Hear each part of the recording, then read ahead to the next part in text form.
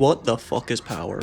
Obviously, it's a pretty broad topic and pretty difficult to kind of surmise easily because there's so many different ways that you can look at it. But we do have a couple definitions that have kind of become known as defining power in some sense. The first comes from Robert Dahl. He came out with his basic definition, surmising that power was A, forces B to act, which is basically visible power, very easy to see, obvious. Then two guys called Batrak and Baratz then suggest there's even a further aspect to this power. They broadened out a little bit by saying power is actually A, limiting B's options and restricting B's actions so they can only act in a certain way. This might be through, institutions and stuff that kind of ends up shaping what you can actually do. So it's not about forcing you to do something, but almost this hidden power being able to restrict the things you're able to do.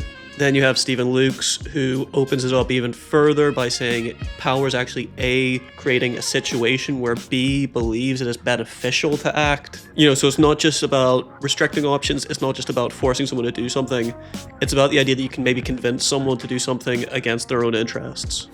And those three definitions are known as the three faces of power, which is a very well-known take on power as a larger kind of phenomenon. But then we have Michel Foucault, who adds this even more complex, even more broad definition of power, where A uses knowledge to form societal norms, which B takes on, and this produces compliant action. Basically, where A takes certain knowledge, creates a normal way of being in society, which makes B feel like they need to act that way, creating a compliance in them, which again, it kind of takes it one step further than the last example. And this definition can be a little bit controversial to some people in terms of how it looks at knowledge and what truth is and how we create truth itself.